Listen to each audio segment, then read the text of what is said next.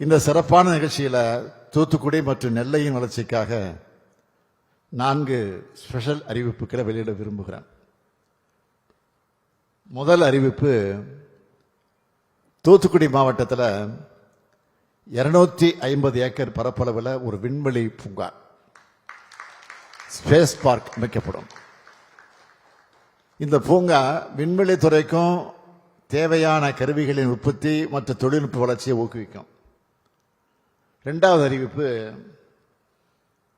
கப்பல் கட்டுமான துறையை மேம்படுத்த நம்ம மேற்கொண்டு வரக்கூடிய முயற்சிகளோட ஒரு பகுதியா இதுக்காக ஒரு பிரயோத்வேக நிறுவனம் வெகு விரைவில் தொடங்கப்படும். அந்த நிறுவனம் மூலம் கப்பல் துறை தொழில் வளர்ச்சிக்கு தேவையான அனைத்து கட்டமைப்பு மேம்பாட்டு பணிகளும் மேற்கொள்ளப்படும்.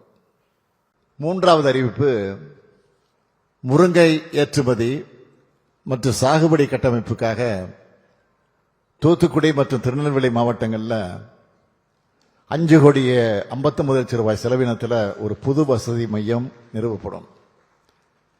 நான்காவது அறிவிப்பு, திருநெல்வேலி மாவட்டத்தில் தமிழ்நாடு உணவு பதப்படுத்துதல் மற்றும் வேளாண் ஏற்றுமதி மேம்பாட்டு கழகத்தோட மண்டல பிரிவு அமைக்கப்படும்.